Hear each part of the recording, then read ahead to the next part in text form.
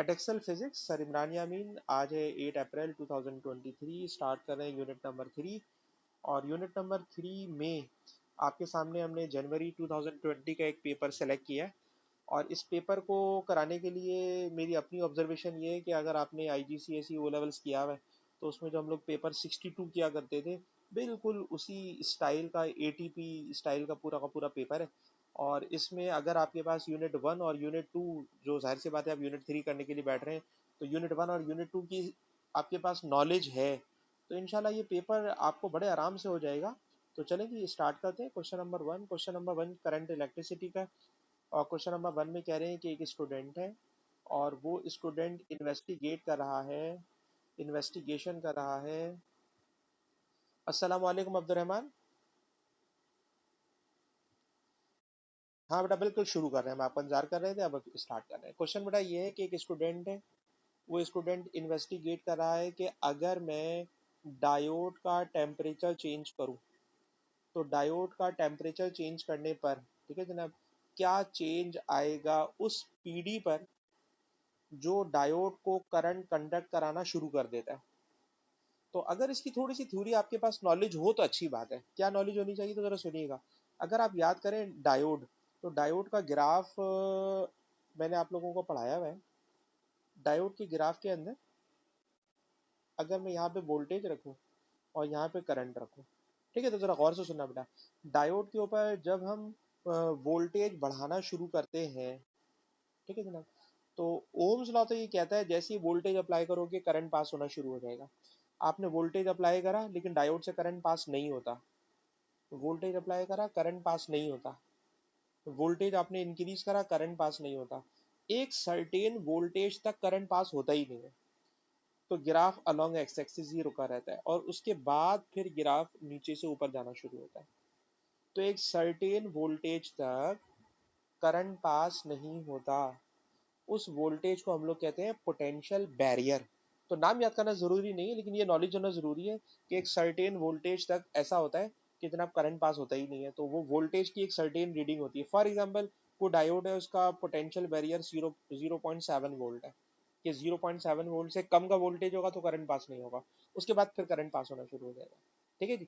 अलबत्ता जहां मैंने ये डायोड की नॉलेज आपको दी, तो एक और नॉलेज देना चाहता हूँ और अनस को इन्वॉल्व करूंगा। अनस यार ये बताओ, ग्राफ को अगर मैं लेफ्ट साइड पे लेके जाऊं, ठीक है ना, ये तो मैंने राइट साइड पे बनाया है, लेफ्ट साइड पे लेके जाऊं, तो लेफ्ट साइड पर जब हम डायोड का ग्राफ बनाते हैं, ठीक, तो इस बात का मतलब ये होता है कि मैंने जो सोर्स है ना, बैटरी है, उसके प्लस माइनस को रिवर्स कर दिया। बताइए, जब मैं प्लस माइनस को रिवर्स कर दूंगा, पोलैरिटी रिवर्स कर दूंगा, तो जो ग्राफ है वो लेफ्ट साइड पे चला जाएगा, है ना। और जब ग्राफ लेफ्ट साइड पे जाएगा तो अब आप क्या समझते हैं, अब क्या होने लगेगा, क्या दिमाग में क्या आता है? अपोजिट नहीं बनता यार, चक्कर ये है, नहीं नहीं नहीं नहीं, सुनो सुनो सुनो। जब हम, अरे नहीं नहीं नहीं, सुनो सुनो, इसका मतलब है दोनों को नहीं आता, सुनो तो। कहते हैं डायोड, अब सुन तो लो, डायोड को जब किसी बैटरी के साथ हम कनेक्ट करते हैं ना, तो डायोड का कनेक्शन दो तरह का होता है।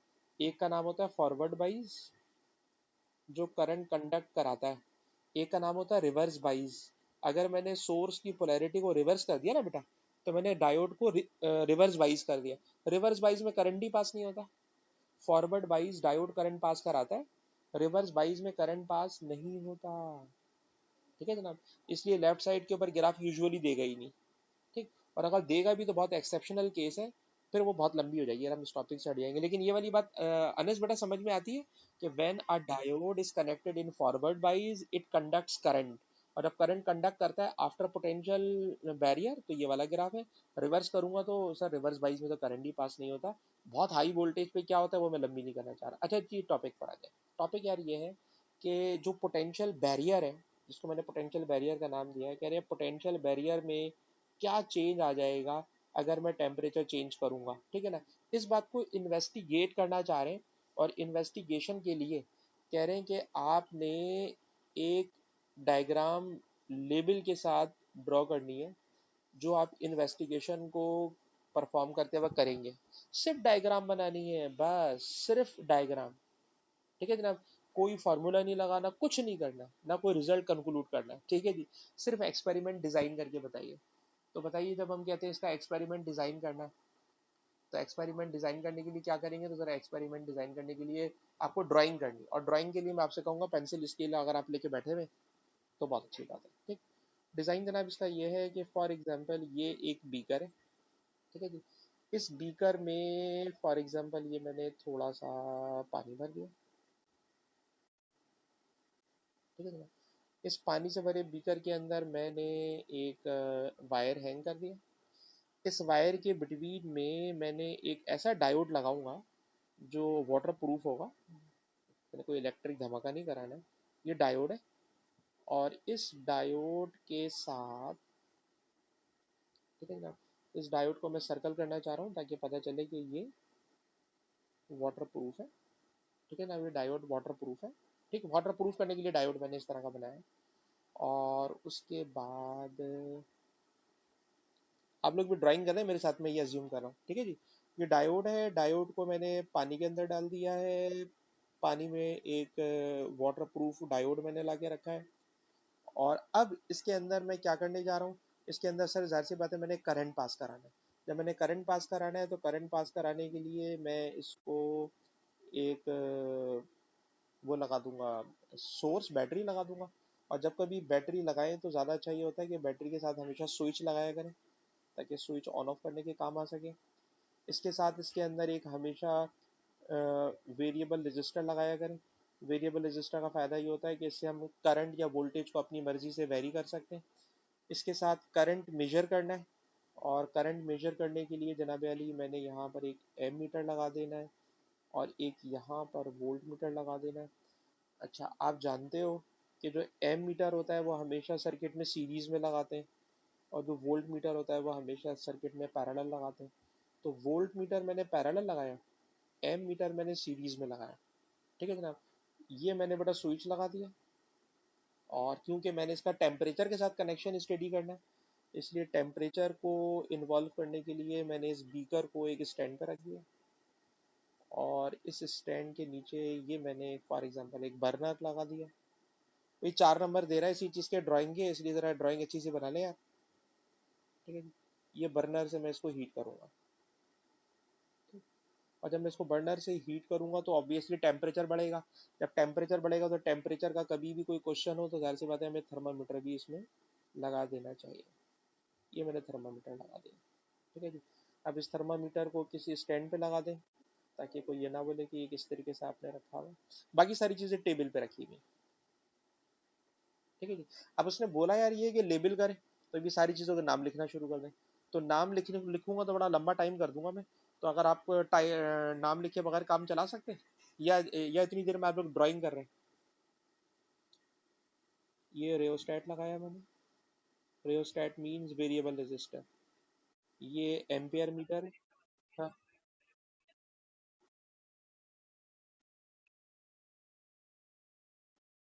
रेयोस्टेट एक तो ये वाला होता है, ये वाला डिजाइन भी तो होता है ये।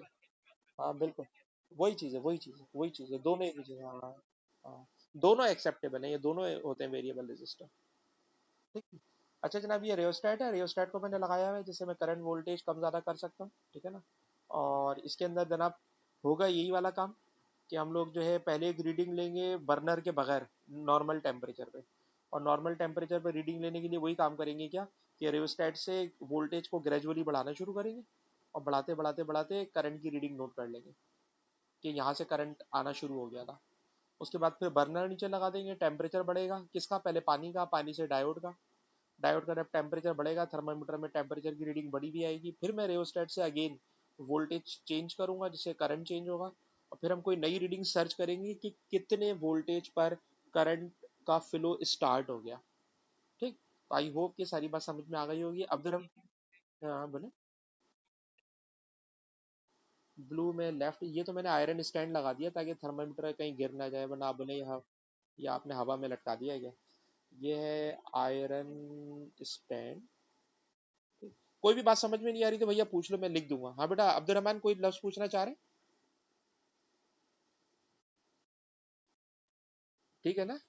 ये चीज स्विच है, स्विच, ये स्विच मैंने लगाया है ऑन ऑफ करने के लिए, ये पावर सप्लाई है, ये रियोस्टेट है, एमीटर वोल्टमीटर तो समझ में आ रहा है, डायोड भी समझ में आ रहा है, बर्नर भी मैंने लिख दिया है। खाली थर्मामीटर लिखने की जगह मुझे नजर नहीं आ रही, इसलिए मैं थर्मामीटर नहीं लिख पा रहा। तो it is just a diagram. और इस डायग्राम में अब आप देख लें, ना कोई इन्वेस्टिगेशन आपसे करा रहा है, ना कोई फॉर्मूला, कुछ नहीं है। सिर्फ बोल रहा है बच्चे को सर्किट बनाना आता है नहीं आता। तो अगर आप लोग डन कर, हाँ बेटा बोले अनस। नहीं, फिलामेंट लैम्प तो बेटा जब यूज करते हैं ना, जब क्वेश्चन में कह रहा है डायोड। हाँ, फिलामेंट लैम्प यूज करना सही कह रहे हैं। मतलब अगर फिलामेंट लैम्प का भी अगर एक्सपेरिमेंट हो रहा तो आप सही कह रहे हैं, डायोड की जगह फिलामेंट लैम्प लगा देंगे। सर्किट सेम रहेगा, सेम सर्किट पे वर्किंग करेगा। ठीक।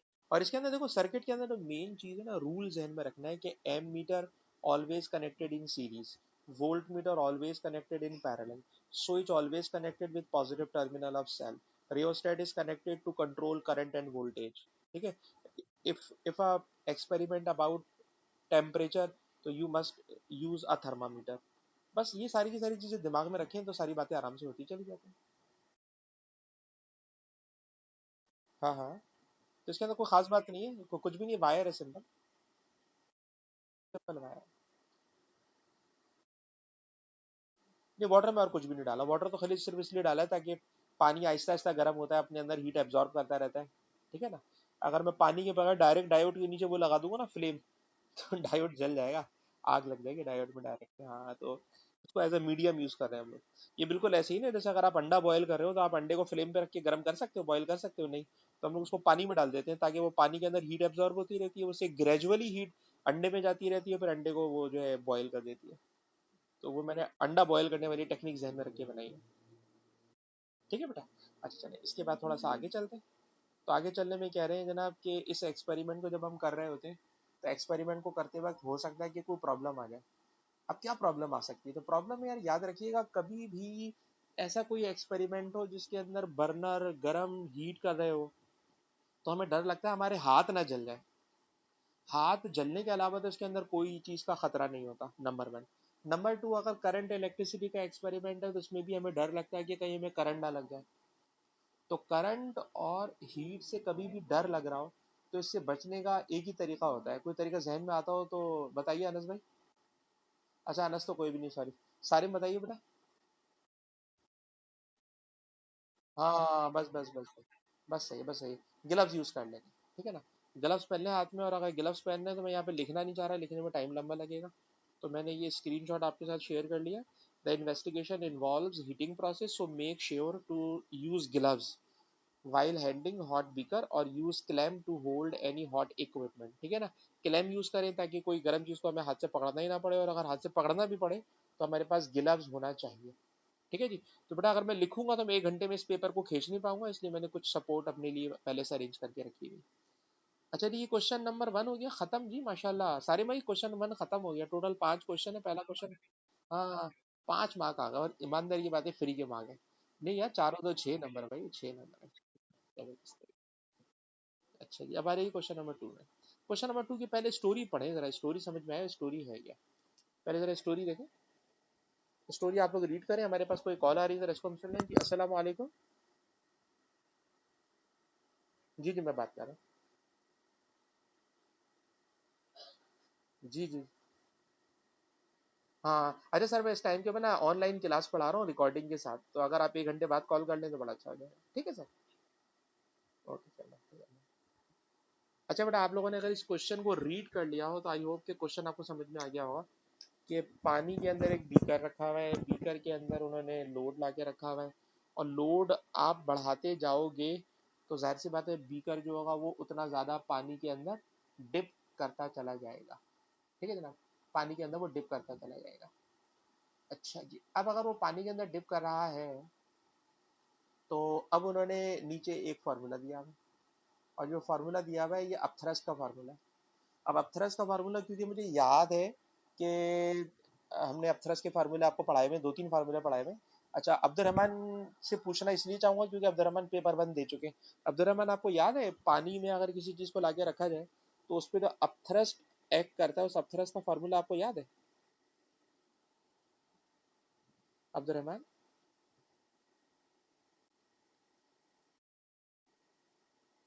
बहुत बहुत पुराने जमाने की बात है। अच्छा सारे में आप बताइए बेटा, अपथरस का फार्मूला क्या होता है? लिक्विड रॉ जी, एच की जगह वी आ जाता है, बिल्कुल आपने सही बताया है। ठीक है जी, रॉ जी वी, क्योंकि हम लोग यूजुअली प्रेशर का फार्मूला ज्यादा पढ़ते हैं, रॉ जी एच, पर अपथरस में रॉ जी वी हो जाता है। ठीक है बेटा, तो इट इज फार्मूला ऑफ अपथरस्ट। ठीक। अच्छा, इस अपथरस के फार्मूले में खुद कह रहा है कि जो डेंसिटी है ना, डेंसिटी, वो पानी की डेंसिटी है 1 ग्राम पर सी एम की, ये लिखा हुआ है जी। डेंसिटी दी हुई है 1 ग्राम पर सी एम क्यूब। ठीक। पर अपथ्रस्ट कैलकुलेट करना है न्यूटन में, अपथ्रस्ट कैलकुलेट करना है न्यूटन में। अगर अपथ्रस्ट न्यूटन में कैलकुलेट करना है तो मास शुड बी इन किलोग्राम, और अगर किलोग्राम में मास करना है ना, तो इसको बेटा 1000 से डिवाइड कर दो यार। जब 1000 से डिवाइड करोगे तो ये ऑटोमेटिकली किलोग्राम में कन्वर्ट हो जाएगा। ठीक है जी। और देख लीजिए आंसर जो हमें लेकर आना है उसके अंदर डेंसिटी की वैल्यू है ही नहीं पड़ी हुई, तो इसका मतलब है डेंसिटी को वैसे ही हमने एलिमिनेट कर देना। तो देखिए मैं डेंसिटी को हटाकर डेंसिटी की जगह लिख रहा हूँ 1/1000। डेंसिटी की जगह बेटा मैंने लिख दिया 1/1000। ठीक है जी। फिर लिखा हुआ है ग्रेविटी जी, और आप देखिए जो मुझे रिजल्ट लाना है उसमें जी चाहिए, इसलिए जी को भी बेटा मैंने ऐसे ही छोड़ दिया। ठीक है जी। अच्छा फिर लिखा हुआ वॉल्यूम, वॉल्यूम, और याद रखिएगा वॉल्यूम इस पूरे बीकर का नहीं यूज करते हम लोग, उतने वॉल्यूम को इक्वेशन में पुट करते हैं जो पानी के अंदर डूबा हुआ होता है। ठीक है ना, उतने पोर्शन में। अच्छा ये बीकर है, और बीकर सिलेंड्रिकल शेप का होता है, तो सिलेंडर का वॉल्यूम आप समझते होता है पाई आर स्क्वायर एच। ठीक है ना। अच्छा पाई तो हम लोग लिखेंगे, आर भी लिखेंगे, लेकिन यहाँ लिखा है एच, एच की जगह मैं लिखूंगा डी। ठीक है ना, तो मैंने यहाँ पे थोड़ा सा रेफरेंस दे दिया कि फॉर्मूला होता है पाई आर स्क्वायर डी, पर मैं यहाँ लिखूंगा पाई। अच्छा मैंने जी को कुछ ज़्यादा ही दूर करके लिखा हुआ, पता नहीं क्यों इतना डर के लिखा है। अच्छा जी, जी ऐसे ही, और वॉल्यूम की जगह आ जाएगा जी पाई आर स्क्वायर डी नहीं लिखूंगा, अच्छा सॉरी डी लिखूंगा, डी यहाँ पे दिया है, ठीक है जी, पाई आर स्क्वायर डी। ठीक है जी। अच्छा बेटा मैंने पाई आर स्क्वायर डी लिख दिया, तो पाई आर स्क्वायर डी लिखने के बाद, ठीक है जी, अब आप अगर इस इक्वेशन को देखें तो हमारे पास आर स्क्वायर भी नज़र आ रहा है, डी भी नज़र आ रहा है, जी भी नज़र आ रहा है, अपॉन 1000 भी नज़र आ रहा है। ठीक है, लेकिन ये जो पाई है, ये पाई ये लिखना भूल गया है या हम लोगों से पाई में लिखने में गलती हो गई है? देखें,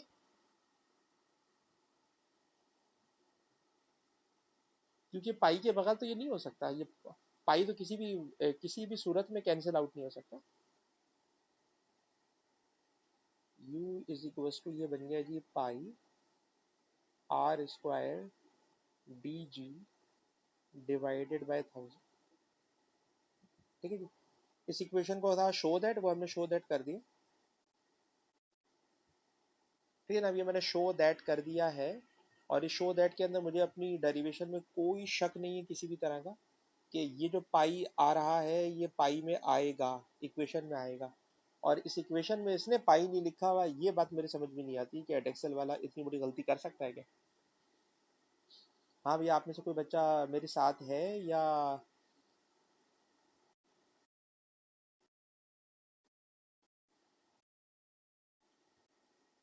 नहीं? अच्छा,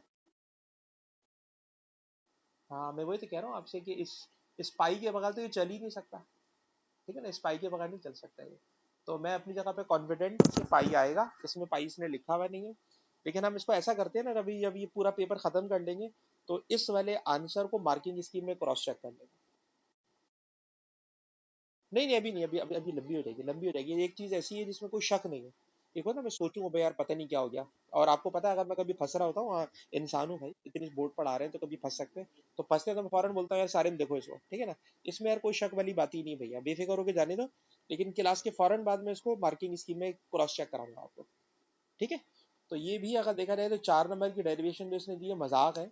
ये 3 स्टेप करना है, सिर्फ और सिर्फ मेरे ख्याल में गेम ये था कि बच्चे को ये फार्मूला याद हो, बस उसके बाद तो कुछ भी नहीं है इसमें। अच्छा ये क्वेश्चन भी खत्म हो गया। ये क्वेश्चन खत्म होने के बाद देयर इज अ ग्राफ, और इस ग्राफ में उसी एक्सपेरिमेंट को लेकर कुछ डिस्कशन करा रहे हैं। और डिस्कशन यार ये हो रही है कि बीकर में जो मास है ना, उस मास को ये लोग बढ़ाते जा रहे हैं, ठीक है ना। बीकर के अंदर ये जो मास रखा था, इस मास को 1 मास, 2 मास, 3 मास, मास बढ़ाते जा रहे हैं। और जाहिर सी बात है, जैसे जैसे आप मास बढ़ाते जा रहे हो, वो उतना ज्यादा पानी के अंदर डिप करता जा रहा है, तो डेप्थ उसकी बढ़ती जा रही है। तो इन दोनों का ग्राफ स्ट्रेट लाइन दिया हुआ है, ठीक है। कह रहे हैं when the beaker is in equilibrium upthrust equal to weight, जाहिर सी बात है, leading him to following equation. जब कोई चीज ऑब्जेक्ट बैलेंस होती है तो वेट और अपथ्रस्ट बराबर होता है, ठीक है। कह रहे हैं उसको लेके चलो तो ये इक्वेशन बन जाती है, ये इक्वेशन उन्होंने खुद दी हुई है। अच्छा, कह रहे हैं determine the diameter of beaker using information from the graph, ठीक है जी। हमने क्या कैलकुलेट करना है, हमने इस इक्वेशन को यूज करना है, इस डाटा को यूज करना है, इस डाटा को और इस इक्वेशन को यूज करके हमने कैलकुलेट करना है डायामीटर, ठीक है जी। एक बात तो ये वाली बात पक्की हो गई कि हमने डायामीटर कैलकुलेट करना है इसी इक्वेशन में से, ठीक है, एक बात। अच्छा, डायमीटर कैलकुलेट करना है, डायमीटर ऑफ द बीकर, ओहो। और ये जो स्मॉल डी है, small D is not diameter sir, small D depth है। ओए होए होए, जरा मसला समझ रहे हैं भाई। जो स्मॉल डी है इट इज डेप्थ, ठीक। और हमने कैलकुलेट करना है डायमीटर, तो डायमीटर के सिंबल को ना ऐसा करते हैं, कैपिटल डी से डिनोट कर लेते हैं। और कैपिटल डी का सिंबल इन्होंने अभी तक इसके अंदर कहीं लिखा हुआ नहीं है, कहीं पे भी इन्होंने लिखा हुआ नहीं है। हाँ हाँ, पहले तो रेडियस निकालेंगे ना। आप ये समझ लो कि पहले आप ये समझ लो कि हमने इस इक्वेशन में से पहले रेडियस कैलकुलेट करना है, ठीक है ना। आप चलो यूँ समझ लो कि इस इक्वेशन को यूज करके रेडियस कैलकुलेट करना है। और जब रेडियस आ जाएगा तो उस रेडियस को 2 से मल्टीप्लाई करके कैपिटल डी निकालना है, क्योंकि क्वेश्चन की फरमाइश है डायमीटर कैलकुलेट करना, ठीक है जी। तो हम, ठीक है, आपकी बात समझ गए। हम लोग क्या करेंगे भाई सर, यही इक्वेशन उठाएंगे जो उसने इक्वेशन दी हुई है। और मुझे लग रहा है लाइन इसने बहुत कम दी हुई है, इसमें ज़रा ख्याल कीजिएगा। तो हम लोग ऐसा करेंगे, कैपिटल डी कैलकुलेट करना है, डी को मैंने जानबूझ के थोड़ा ऊपर करके लिख दिया।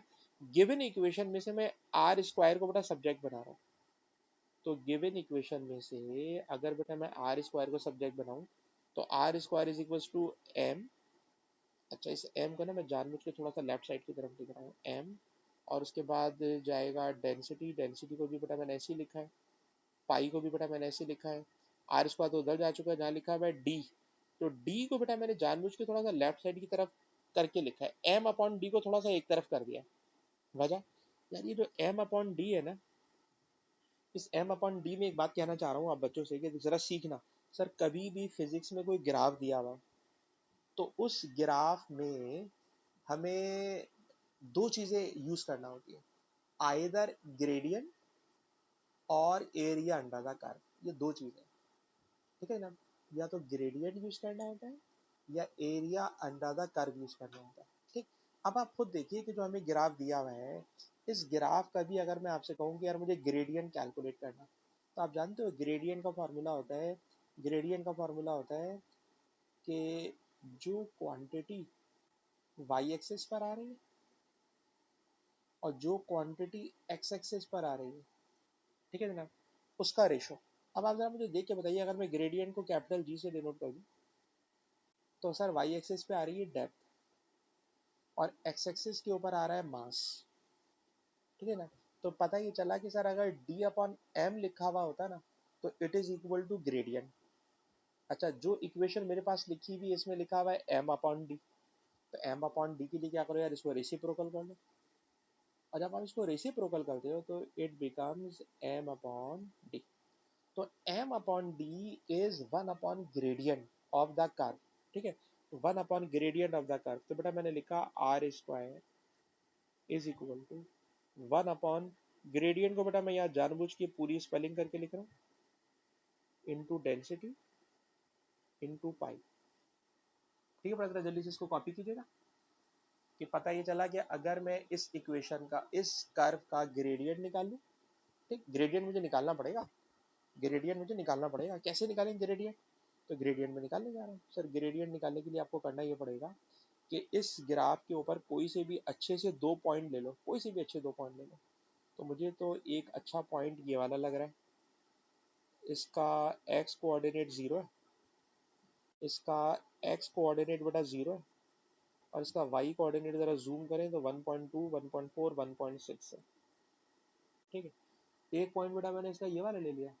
और दूसरा पॉइंट अगर आप चाहें तो दूसरा पॉइंट आप भी मुझे मशवरा दे सकते हैं कौन सा ले लूँ, कोई सा भी, सबसे हाईएस्ट वाला ले लो, चलो जी सबसे हाईएस्ट वाला ले लो, ये वाला पॉइंट है।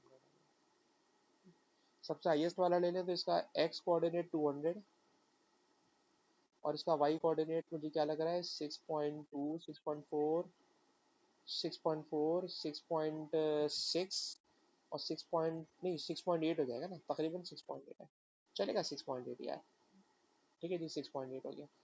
अब आप जरा इसका जल्दी से ग्रेडियंट निकालें, तो ग्रेडियंट इसका होगा y2 माइनस y1, तो y2 है इसका 6.8 और y1 है इसका 1.6, ठीक है ना। y2 माइनस y1 हो गया upon x2 minus x1, x2 है 200 माइनस 0, तो आप में से कोई बच्चा का 0.026, ये इसका ग्रेडियंट आ गया, ठीक है जी। तो मैं ग्रेडियंट को यहाँ पुट करूंगा भाई, क्योंकि मुझे कैलकुलेट करना है, ठीक है जी।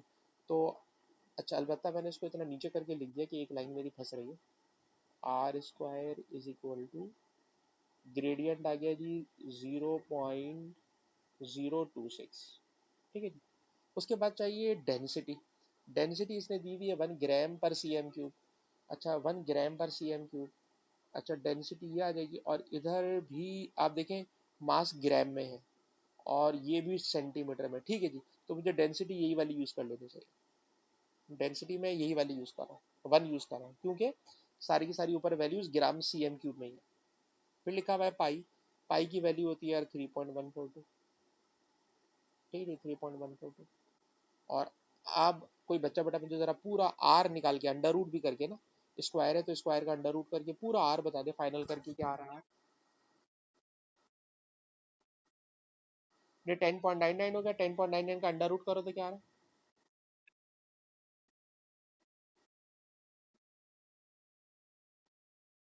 तो आपका रेडियस की वैल्यू क्या आ रही है, 10.99 का मतलब 11 हो गई ना, 11 हो गई, 11 हो गई, 11 हो गई। अच्छा इसके अंदर कोई और चीज़ हम लोग मिसिंग तो नहीं कर रहे, हमारा एम अपॉन टी ग्रेडियंट हो गया, और ग्रेडियंट हो गया, और डेंसिटी 1 है, डेंसिटी 1 है। अच्छा यार ये पाई नीचे था यार, मैंने पता नहीं इसको ऊपर क्यों लिख दिया, ये नीचे था इक्वेशन में। अनस भाई आप यार कुछ यार बता ही नहीं रहे यार, हम लोग उसको ऊपर मैंने गलती से लिख दिया, ये डेंसिटी भी नीचे, पाई भी नीचे, तो ये वैल्यू, हाँ हाँ बता दिया करें, हो सकता है यार हम भी इंसान है और रोजे से बाजों का थोड़ा सा आगे पीछे गड़बड़ हो सकती है, ऊपर के बजाय सॉरी नीचे के बजाय मैंने ऊपर पता नहीं क्यों लिख दिया। डेंसिटी 1 है, पाई की वैल्यू यार 3.142 है। अच्छा जी अब करके बताया क्या रिजल्ट आ रहा है भाई, 3.49 आ रहा है, ठीक है। ये आ गया रेडियस, ठीक है जी। हमें चाहिए डायमीटर, तो आपको पता है डायमीटर होता है 2r, तो अगर इसको 2 से मल्टीप्लाई करके बताओ भाई कितना आ रहा है भाई, 7 सेंटीमीटर ले लेते हैं। पर इतना खूबसूरत आंसर आता है तो और कॉन्फिडेंस हो जाता है कि हाँ यार बिल्कुल परफेक्ट चल रहा है, ठीक है ना। चले जी चले जी। तो अच्छा इस क्वेश्चन में भी अगर ईमानदारी की बात देखो, इसके अंदर कौन सी ऐसी एक्सपेरिमेंट वाली बात है, इस अलावा इसके कि देखिए हमें एक इक्वेशन दी हुई, यानी इस पूरे क्वेश्चन को जरा एनालाइज करो। इसका जो पहला पार्ट था उसमें डेरिवेशन थी, और डेरिवेशन में अगर बच्चे को डेंसिटी का अपथरस का फार्मूला आता हो तो फार्मूले में वैल्यूज पुट करे आंसर आ जाता है। उसके बाद इसका जो सेकंड पार्ट है, आपको ग्राफ दिया हुआ है, ग्राफ के लिए जहन में रखिए सर कभी भी ग्राफ देगा तो हमने ग्राफ में से ग्रेडियंट या एरिया निकालना होगा।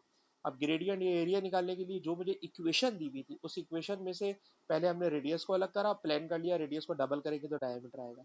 फिर रेडियस की इक्वेशन में देख लिया कि यार इक्वेशन में हमें ये वाली शक्ल मिल रही है एम अपॉन डी, और अगर मैं ग्राफ का ग्रेडियंट निकालूंगा तो it will be D upon M, तो डी अपॉन एम को रेसिप्रोकल करके 1 अपॉन ग्रेडियंट, ग्रेडियंट रेसिप्रोकल पे आ गया, डेंसिटी डिनोमिनेटर में आ गई, पाई डिनोमिनेटर में आ गया, सारी वैल्यूज पुट करी सॉल्व करा, अल्हम्दुलिल्लाह सवाल हो गया खत्म। नहीं नहीं खत्म नहीं हुआ, एक और काम क्या है, कह रहे थे ग्राफ, हाँ सेंटीमीटर में देना ना, सेंटीमीटर में लिखा हुआ है डिटरमाइन द डायमीटर, जी हाँ उसने कोई शर्त नहीं लगाई हुई, और पूरा डाटा सेंटीमीटर सेंटीमीटर चल रहा है तो हमारा सेंटीमीटर में आंसर है। अच्छा जी कह रहे हैं the graph shows that the beaker would have a depth under the water surface with no mass added. अच्छा हाँ identify the source of the systematic error and how it could be corrected. अच्छा जी, अब question यार ये है कि क्या आप में से किसी बच्चे को पता है कि सिस्टमैटिक एरर का मतलब क्या होता है जी? सिस्टमैटिक एरर का किसी बच्चे को मतलब पता है? What is systematic error? तो जरा हाँ हाँ, ठीक है, ये इसकी एक एग्जाम्पल हो सकती है। आपकी बात सही है, आपकी बात सही है, ठीक है ना। 100% सही नहीं है, 50% में मान लेता हूँ। ठीक, अब जरा मैं आपको एक्सप्लेन कर देता हूँ, फिर आपके आंसर को भी और एक्सप्लेन कर देता हूँ। जरा सुनना बेटा, एरर की हमारे पास दो टाइप्स होती हैं, और ये दोनों टाइप्स असर अब्दुलरहमान, ये जो अब्दुलरहमान है, इनकी टीचर की नोट्स में भी मैंने देखा पढ़ी हुई है। एक का नाम होता है रैंडम एरर, एक का नाम होता है सिस्टमेटिक एरर। ठीक है ना। अच्छा, बहुत इजी वर्डिंग में बोले ना, तो यार सिस्टमेटिक एरर वो होता है जो फिक्स एरर होता है। कोई फिक्स वैल्यू होती है, बस बार बार वही गलती हो रही होती है। ठीक। रैंडम एरर जो होता है वो नाम से नजर आ रहा है रैंडम, तो कभी कुछ हो रहा होता है, कभी कुछ हो रहा होता है। ठीक, अब कोई एग्जाम्पल ले लेते हैं। एग्जाम्पल यार ये है कि फॉर एग्जाम्पल मैंने किसी स्टूडेंट से कहा कि यार ये पेंडुलम का एक बॉब है, इस पेंडुलम के बॉब को यहाँ से छोड़ेंगे, ये बॉब जाएगा और वापस आएगा, जाके वापस आने में इसका जितना टाइम लगेगा उस टाइम को आपने नोट करना है। अच्छा, स्टॉप वॉच मैंने सारिम के हाथ में दी। सारिम से मैंने कहा देखो जैसे ही मैं छोड़ रहा हूँ आप स्टॉप वॉच ऑन कर देना, और मैं जैसे ही बोलूँ स्टॉप तो रोक देना। तो मैंने जैसे ही बोला स्टार्ट, तो सारिम ने अपने मुताबिक बटन फौरन दबा दिया, और जैसे ही मैंने बोला स्टॉप, सारिम ने फौरन उसको बंद कर दिया, और सारिम की रीडिंग आ गई फॉर एग्जाम्पल 2.1 सेकेंड। फिर मैंने अनस को दिया, मैंने बोला सेम एक्सपेरिमेंट करो। तो अब होता यार ये कि हर इंसान में ना रिएक्शन टाइम डिफरेंट होता है।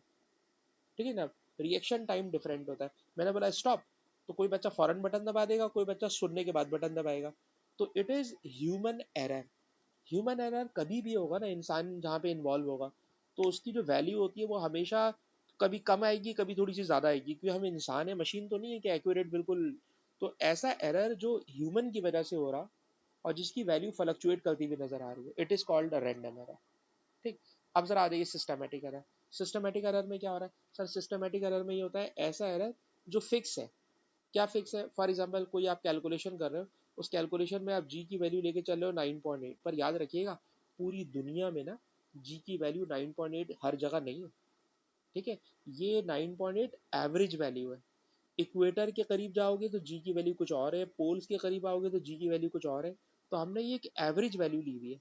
ठीक है, अब ये एवरेज वैल्यू पूरी दुनिया में दे दी 9.8, लेकिन क्या पता कोई स्टूडेंट किसी ऐसी जगह एक्सपेरिमेंट कर रहा हो जहाँ पे जी की वैल्यू 9.2 हो, और वो कैलकुलेशन में बार बार यूज कर रहा हो 9.8। तो वो 9.8 एरर वाली गलती है, और ये एरर बार बार फिक्स्ड यूज हो रहा है, इसकी वैल्यू कम ज्यादा नहीं हो रही है, फिक्स वैल्यू है। It is called systematic error. ठीक। इसी तरीके से मैं अनस वाले आंसर की तरफ लेके जा रहा हूँ कि फॉर एग्जांपल मैं किसी वेट मशीन से वेट करना चाह रहा हूँ, और उस वेट मशीन में ऑलरेडी 5 kg का वेट बार बार वैसे ही मेंशन हो रहा है।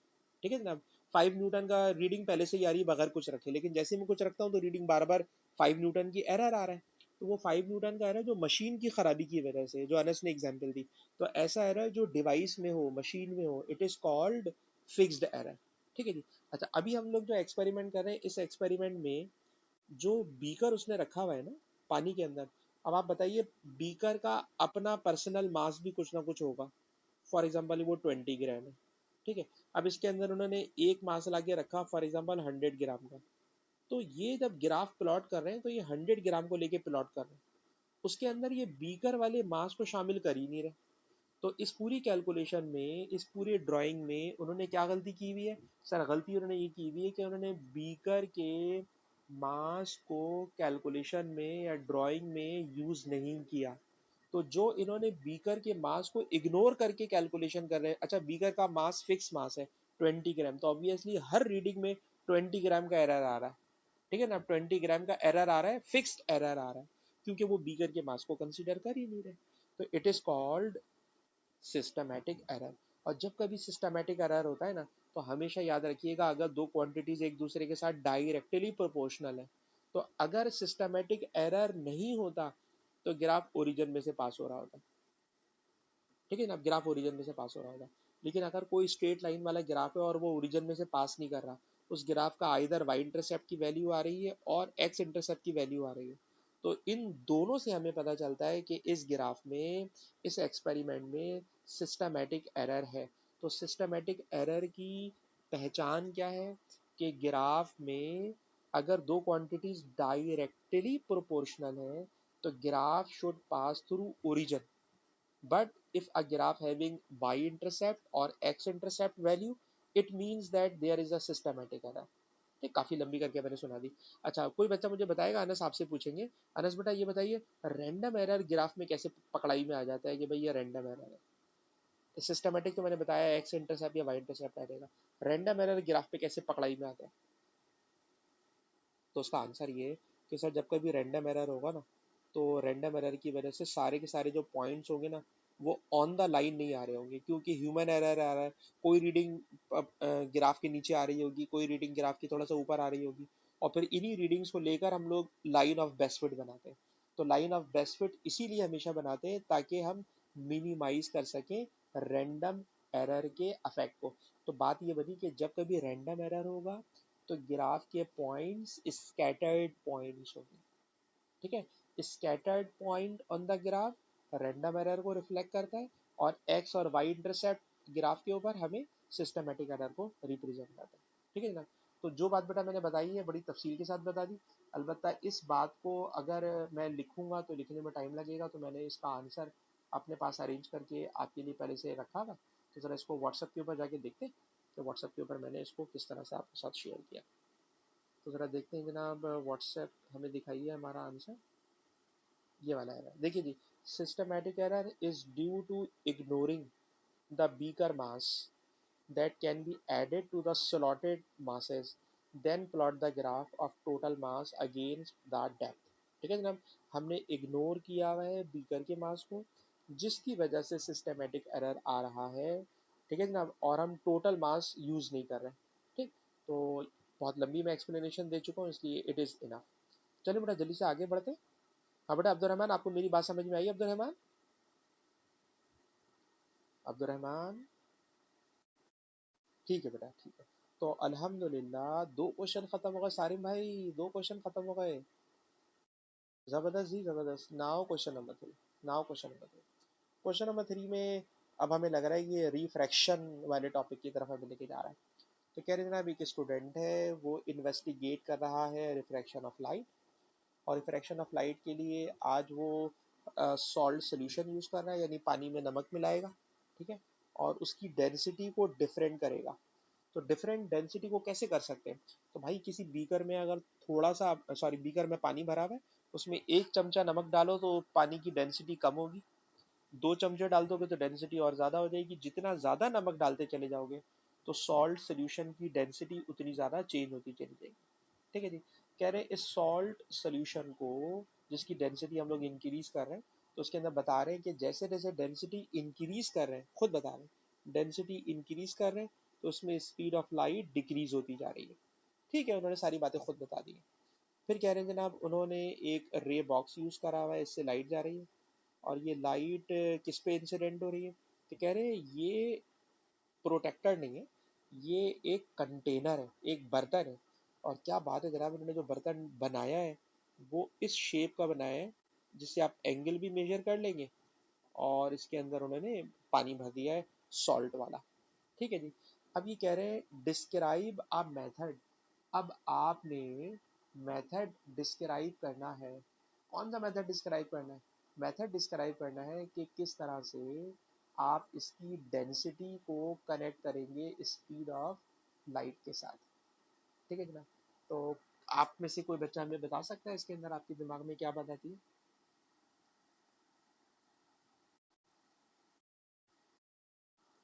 ये तो ओ लेवल्स वाला काम है यार। ये कह रहा है कि भाई सॉल्ट सोल्यूशन की डेंसिटी निकालना है। कैसी डेंसिटी निकालेंगे? डेंसिटी, सिंपल डेंसिटी निकालने का प्रोसीजर जो आईजीसीएसई में करते थे, मास अपॉन वॉल्यूम। जबरदस्त, बेहतरीन हो गया। और बताइए मास कभी भी कैलकुलेट करना हो तो क्या करेंगे? बड़ी सिंपल सी बात बताएं, बिल्कुल बच्चों वाली बात बताएं, मास मेजर करना है तो क्या करें? भाई इस चीज को बैलेंस के ऊपर ले जाकर रख दें, इस कंटेनर को बैलेंस के ऊपर ले जाकर रखें। जब पेन बैलेंस पे लाके रखेंगे या डिजिटल बैलेंस पे ले जाके रखेंगे तो इसका मास लिखा हुआ आ जाएगा। ठीक है, और बताइए इसका, हाँ यार उसको इग्नोर मार देंगे, जैसे ऊपर वाले में उसने भी इग्नोर मारा था, ठीक है ना। हम कह देंगे कंटेनर मास इज नेग्लिजिबल। अच्छा जी, कंटेनर के मास को इग्नोर मार देंगे।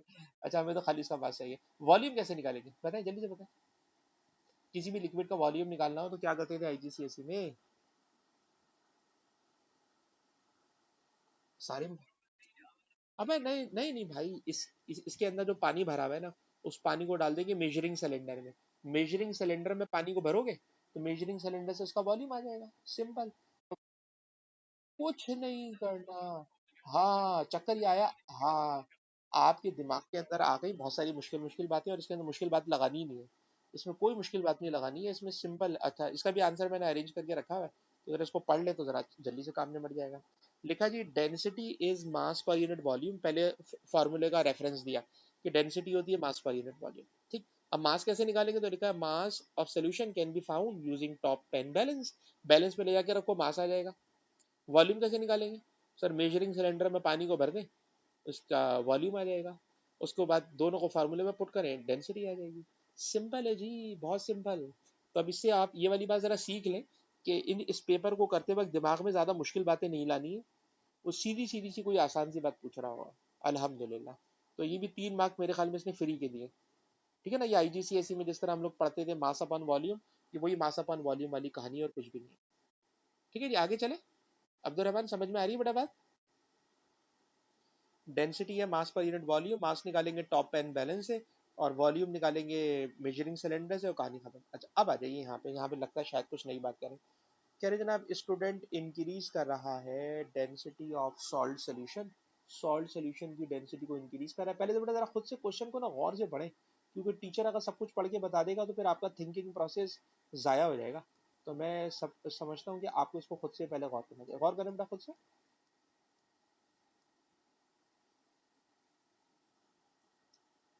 स्टूडेंट इंक्रीज कर रहा है डेंसिटी ऑफ सॉल्ट सोल्यूशन की, उसके अंदर नमक डाल डाल के नमक बढ़ा देता है, डेंसिटी बढ़ जाती है। Sketch on the axis below a graph to show how the refractive index of the salt solution varies with the mass of salt added. Refractive index में क्या चेंज आएगा? रिफ्रैक्टिव इंडेक्स में क्या चेंज आएगा? जी, सोचे।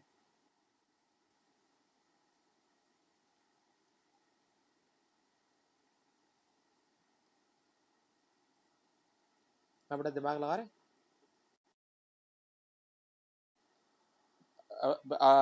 आपकी बात पे अभी मैं यस या नो नहीं कर रहा। आपने जो बात बोली, हाँ हाँ हाँ बिल्कुल, मैं भी आपकी बात को यस या नो 2 मिनट रोक रहा हूँ। अनस तुम बताओ, तुम्हारे ख्याल में क्या होगा? जैसे जैसे मास बढ़ाते रहेंगे, वो बड़ी मतलब मेरे ख्याल में कॉमन सेंस की बात है। अगर यूं याद करो, देखो सबसे लीस्ट रिफ्रैक्टिव इंडेक्स होता है एयर का, इट इज 1। 1 से कम रिफ्रैक्टिव इंडेक्स होता ही नहीं है, पहली बात ये ध्यान में रखना, ठीक है। उसके बाद आ रहा हूँ पानी में। पानी की डेंसिटी एयर से ज्यादा है, इसका रिफ्रैक्टिव इंडेक्स 1.33 होता है।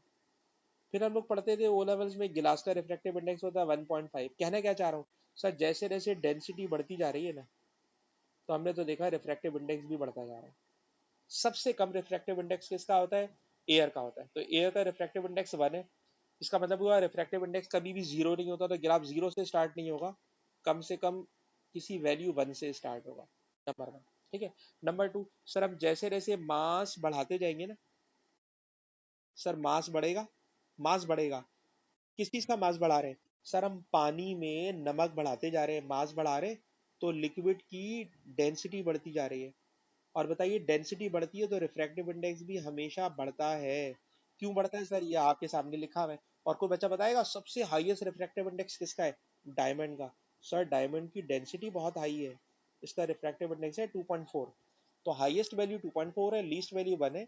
और इन सब से हमें ये पता चलता है कि सर जब डेंसिटी बढ़ती है तो रिफ्रैक्टिव इंडेक्स बढ़ता है। तो अगर डेंसिटी बढ़ा रहे हो तो रिफ्रैक्टिव इंडेक्स बढ़ रहा है, तो सिर्फ ये वाली लाइन बनानी है। ये लाइन बनाने के आपको मिलेंगे पूरे 2 नंबर, खत्म, ठीक। पर ये एक्सप्लेनेशन साइड वाली मेरी लिख लीजिएगा, ताकि आपके दिमाग में ये वाली बात रहे कि जब कभी मास बढ़ाते हैं सोल्यूशन का, तो डेंसिटी बढ़ती है। डेंसिटी बढ़ती है तो रिफ्रैक्टिव इंडेक्स बढ़ता है। रिफ्रैक्टिव इंडेक्स बढ़ता है तो दोनों एक दूसरे के साथ directly proportional, graph straight line. Straight line origin से शुरू क्यों नहीं कराई मैंने? क्योंकि सर रिफ्रैक्टिव इंडेक्स की मिनिमम वैल्यू 1 होती है, 1 से कम वैल्यू होती ही नहीं है, इसलिए मैंने रिफ्रैक्टिव इंडेक्स को या ग्राफ को 1 से शुरू कराया है। ठीक है भाई। अच्छा तो थोड़ा सा और आगे चलते हैं, और कोई बच्चा मुझे याद दिलाएगा, मैं अब्दुल रहमान को तंग करूंगा। अब्दुल रहमान बेटा इस वाले फॉर्मूले को देख के बताएं, ये यूनिट 3 का ही फार्मूला है, इस फार्मूले का नाम क्या था? सिर्फ फार्मूले का बेटा नाम याद दिलाना है।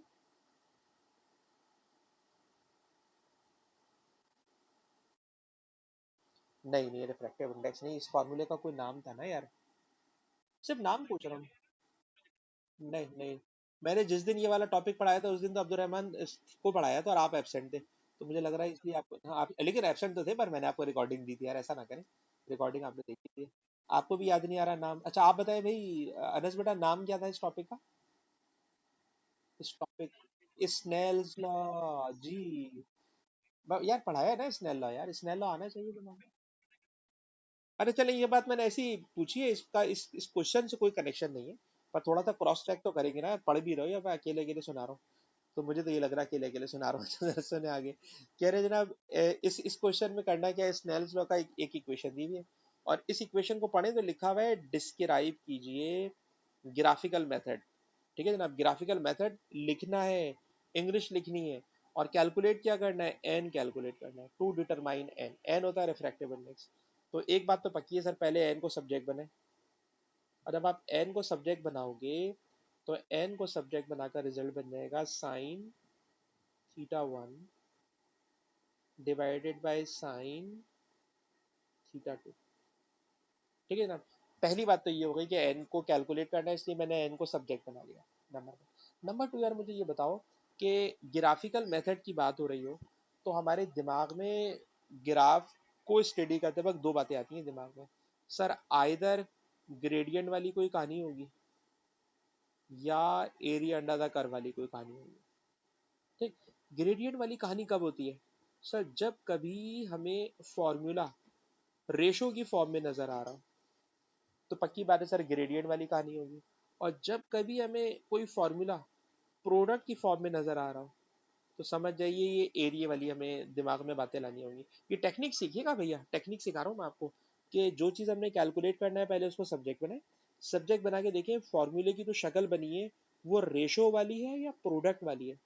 तो सर साफ नजर आ रहा है ये रेशो वाली है, तो रेशो का मतलब पक्की बात है कि हमने ग्राफ के ग्रेडियंट को यूज करा के रिफ्रैक्टिव इंडेक्स निकाला। ठीक है जनाब। अच्छा अब ग्राफ कैसे बनेंगे, तो जरा ग्राफ के लिए गौर से सुनिए। ग्राफ के लिए यार इसमें हो ये रहा है कि इसमें देखिए साइन तो आपको पता है कैलकुलेटर के बटन का नाम होता है।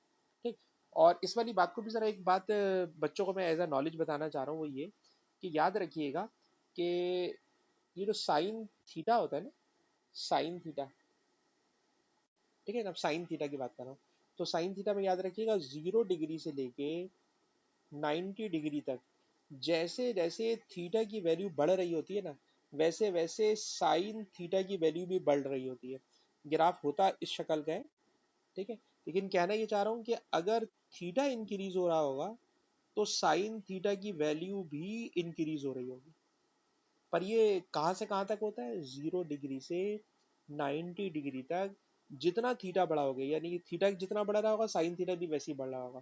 तो आप समझ लेंगे इस टॉपिक में, यानी अगर किसी क्वेश्चन में साइन का लफ्ज आ रहा है तो इसका मतलब है कि आप साइन को भूल लें, खाली थीटा के साथ कनेक्शन बनाएं, बात बनती चली जाएगी। लेकिन ये वाली बात कॉस में नहीं होती, याद रखिएगा। कॉस में जब थीटा बढ़ाते हैं ना, कॉस में थीटा बढ़ाते हैं तो कॉस थीटा की वैल्यूज कम होने लगती है। 0 से 90 डिग्री तक उसका ग्राफ ऊपर से नीचे की तरफ आ रहा होता है यूँ। अगर आप मैथ पढ़ते होंगे तो वो ग्राफ ऊपर से यूँ नीचे आ रहा होता है। आप तीनों में से कोई बच्चा मैथ का है? अनस तो हमारे पास मैथ है, बायो है? अनस मैथ है ना, तो तुम तो फिर यार फिर मुझे फेवर करो ना इस वाली बात पर, कि अगर सर ग्राफ साइन थीटा का होता है, बात मानते हो बेटा अनस? साइन थीटा का ग्राफ होता है तो 0 से 90 डिग्री तक वैल्यूज ऊपर भाग रही होती हैं। ऊपर भागने का मतलब थीटा और साइन थीटा एक साथ भाग रहे होते हैं, इन फेज होते हैं। लेकिन थीटा और कॉस थीटा की बात करें तो उल्टा भाग रहे होते हैं। ठीक, इस वाली बात को मैं इस टॉपिक में यूज करूंगा, इसलिए मैंने ये वाली नॉलेज आपको दी है। अब्दुल रहमान बेटा आप मैथ के स्टूडेंट नहीं है, सारी बेटा आप भी जरा समझ लें कि थीटा और साइन थीटा एक जैसा होता है, समझ लें। अब टॉपिक में आ जाए। टॉपिक यार ये है कि सर ये हमारा एक्सपेरिमेंट है, इस एक्सपेरिमेंट में थीटा वन और थीटा टू दिए हुए। ठीक, थीटा वन थीटा टू में करेंगे क्या, तो गौर से सुनिएगा। हम लोग करेंगे सर ये कि रे बॉक्स को पोजीशन नंबर 1 पे रखा और पोजीशन नंबर 1 पे रख के थीटा 1 और थीटा 2 मेजर कर लेंगे। ठीक, फिर रे बॉक्स की पोजीशन को चेंज कर देंगे। रे बॉक्स की पोजीशन को चेंज करके मैं यहाँ लेकर आ गया। ठीक है, रे बॉक्स यहाँ लेकर आ गया। अब ऑब्वियसली यहाँ लेकर आऊंगा तो थीटा 1 भी चेंज होगा, थीटा 2 कुछ और चेंज हो जाएगा। फिर मैं रे बॉक्स को यहाँ लेकर आ गया, थीटा 1 कुछ और हो जाएगा, थीटा 2 कुछ और हो जाएगा। रे बॉक्स को यहाँ लेकर आ गया, थीटा 1 कुछ और हो जाएगा, थीटा 2 कुछ और हो जाएगा। मतलब मैं रे बॉक्स की पोजीशन को अगर चेंज करता चला जाऊं तो रे बॉक्स की पोजीशन चेंज करके थीटा 1 और थीटा 2 की वैल्यूज चेंज होती चली जाएंगी। थीटा 1 और थीटा 2 की जो वैल्यूज चेंज होंगी उन वैल्यूज को लेकर मैं ग्राफ प्लॉट करूंगा। किसके दरमियान? सर मैं ग्राफ प्लॉट करूंगा साइन थीटा 1 और साइन थीटा 2 के बिटवीन। ठीक है ना, फॉर एग्जाम्पल बेटा मैंने यहाँ लिखा साइन थीटा 1, यहाँ बेटा मैंने लिखा साइन थीटा 2। ये वाला टॉपिक ऐसा लग रहा है जैसे हम एक्सपेरिमेंट यानी एटीपी कर रहे हैं बाकायदा सचमुच का। ठीक है जी, और इनका जब मैं ग्राफ बनाऊंगा तो इनका ग्राफ देखिएगा, इन दोनों का जो ग्राफ होगा वो ग्राफ स्ट्रेट लाइन तो बनेगा। ठीक है जनाब, स्ट्रेट लाइन बनेगा। और उस स्ट्रेट लाइन का जो ग्रेडियंट होगा, the gradient of this straight line will be the refractive index of the medium. It will be the refractive index of the medium. तो मैं अपनी बात को रिपीट करने जा रहा हूँ, जरा मेरी बात सुनिएगा। और ये वाली बात पे कमेंट्री करवाऊंगा सारे में आपसे, सारी बेटा आपसे कमेंट्री करवाऊंगा। कमेंट्री इसकी ये होगी कि सर हम रे बॉक्स को पोजीशन नंबर 1 पे रखेंगे और कॉरिस्पॉन्डिंग थीटा 1 और थीटा 2 नोट कर लेंगे। सर फिर रे बॉक्स को थोड़ा सा पोजीशन इसकी चेंज कर देंगे, उससे थीटा 1 भी चेंज होगा, थीटा 2 भी चेंज होगा। सर फिर रे बॉक्स की पोजीशन को थोड़ा सा और चेंज कर देंगे, थीटा 1 चेंज होगा, थीटा 2 चेंज होगा। तो सर रे बॉक्स की पोजीशन को बदल बदल कर थीटा 1 और थीटा 2 की वैल्यूज को एक्सपेरिमेंट परफॉर्म करके नोट करेंगे। ठीक है, and then we will plot a graph between sine theta 1 and sine theta 2, and the gradient of this graph will be the refractive index. The gradient of the graph will be the refractive index. जी सारी भाई commentary करके बोलता है, क्या बोला मैंने?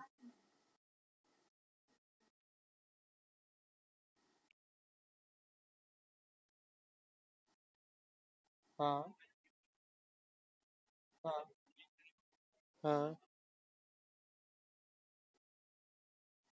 हाँ हाँ हाँ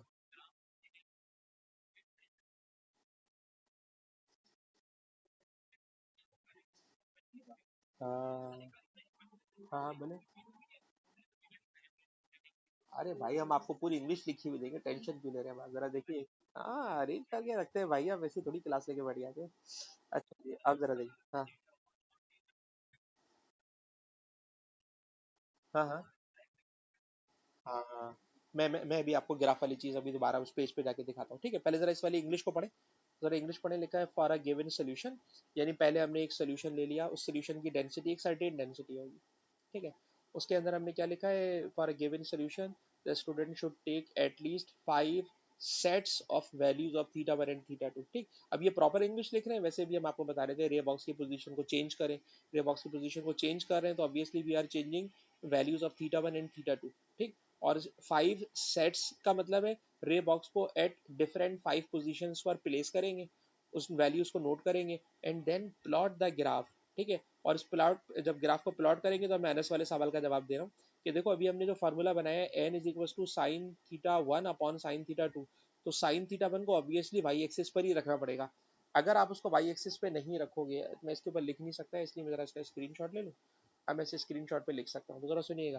कहते हैं जब मैं इस इक्वेशन में एन को सब्जेक्ट बनाता हूँ तो बेटा एन सब्जेक्ट बन के बनता है साइन थीटा 1 साइन थीटा 2, और मैं प्लान कर रहा हूँ कि मैंने इसको ग्रेडियंट की फॉर्म में लेकर आना है।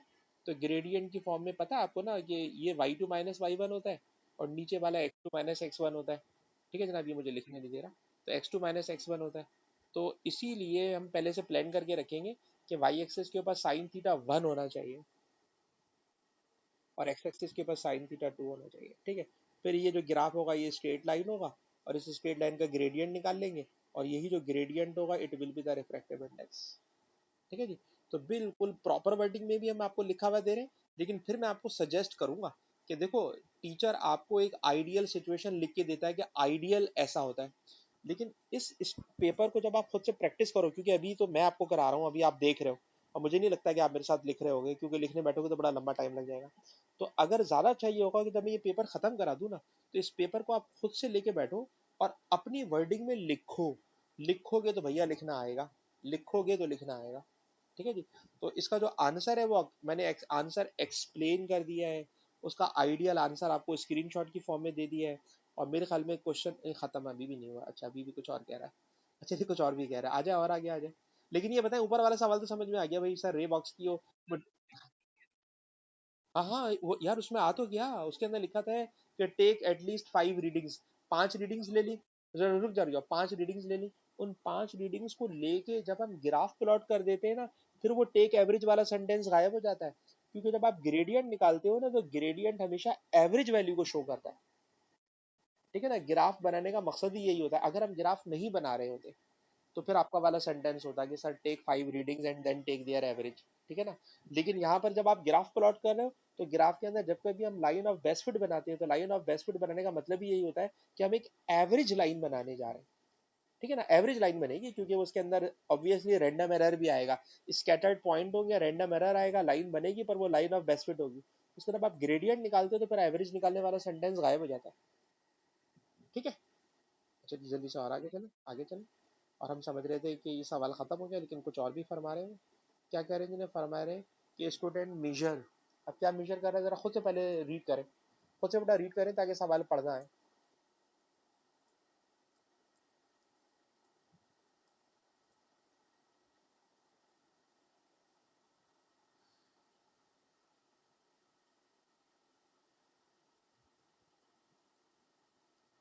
ठीक है जी, अगर आपने ये क्वेश्चन पढ़ लिया हो, तो क्वेश्चन को पढ़ने के बाद आप जरा गौर से सुनिएगा। क्वेश्चन जनाब ये है, कह रहे हैं कि अगर आपको रिफ्रैक्टिव इंडेक्स कैलकुलेट करना है, कह रहे हैं ना कैलकुलेट रिफ्रैक्टिव इंडेक्स, तो इसका मतलब है एन कैलकुलेट करना। ठीक है जी। बताइए, एन कैलकुलेट करने के लिए हमारे पास फॉर्मूला होता है sign theta 1 divided by sine theta 2। ठीक है ना, एक बात है। दूसरी बात ये बताइए, इस क्वेश्चन में एक टर्म आ रही है अनसर्टेनिटी, और अनसर्टेनिटी दी हुई है 0.5 डिग्री। तो 0.5 डिग्री का यार मतलब ये है कि जो थीटा 1 है ना बेटा, वो थीटा 1 0.5 कम भी हो सकता है, 33 से 25, 0.5 कम हो सकता है। कम होगा तो बनेगा 32.5। अगर 0.5 कम कर दूं, माइनस कर दूं, और अगर प्लस कर दूं, तो ये बन जाएगा 33.5। ठीक है जनाब। तो इस अनसर्टेनिटी प्लस माइनस का मतलब, प्लस माइनस का मतलब ये नजर आ रहा है, प्लस करके नंबर 0.5 बढ़ा सकते हैं, माइनस करके 0.5 कम कर सकते हैं, तो इट बिकम्स 32.5 और 33.5। अच्छा नीचे आ जाए, इस पे आ जाए। जब आप इस पर आते हो, इस पर आते हो, तो इस पर आने में भी देखिए 24 है, तो ये बन जाएगा जी 24.5 और 23.5 minimum value, and maximum value 24.5। ठीक है। तो मैंने इसकी मैक्सिमम और मिनिमम वैल्यूज लिखी है। ठीक है ना। ये अनसर्टेनिटी का मतलब ये होता है कि 0.5 कम, 0.5 ज्यादा। और अगर आप ओ लेवल के मैथमेटिक्स में जाओ, तो वहां पर आप इस तरह का काम पढ़ चुके होते हो, लिमिट्स ऑफ एक्यूरेसी के नाम से, तो कोई नई बात नहीं कर रहा हूँ मैं। ठीक है ना। लिमिट ऑफ एक्यूरेसी मैथमेटिक्स में ओ लेवल में पढ़ के आते हो आप लोग, तो उसको मैंने प्लस माइनस करा दिया। अच्छा अब आ जाइए यहाँ पर। सर इसके अंदर अब हम फार्मूला पुट करेंगे रिफ्रैक्टिव इंडेक्स निकालने के लिए, तो कौन सी वाली वैल्यू यूज करेंगे, तो गौर से सुनिएगा। कह रहे हैं कैलकुलेट मैक्सिमम। ये बताओ, अगर मैक्सिमम रिफ्रैक्टिव इंडेक्स निकालना है, मैक्सिमम रिफ्रैक्टिव इंडेक्स निकालना है, तो याद रखिएगा ऊपर वाली चीज डायरेक्टली प्रोपोर्शनल होती है, और नीचे डिनोमिनेटर वाली क्वांटिटी इनवर्सली प्रोपोर्शनल होती है। तो अगर आपको रिफ्रैक्टिव इंडेक्स मैक्सिमम निकालना है, तो सर मैक्सिमम रिफ्रैक्टिव इंडेक्स निकालने के लिए थीटा 1 की value, this is theta 1, theta 1 की मैक्सिमम वाली वैल्यू यूज करूंगा मैं, और मैक्सिमम वैल्यू है 33.5। और जब थीटा टू की मिनिमम वैल्यू लूंगा, ये थीटा टू है, तो सर इसकी मिनिमम, सॉरी ये रही मिनिमम वैल्यू, तो सर इसकी मिनिमम वैल्यू है 23.5। ठीक है ना? अब कोई बच्चा मेरी हेल्प करे, कैलकुलेटर से डिवाइड करके बताए क्या आ रहा है।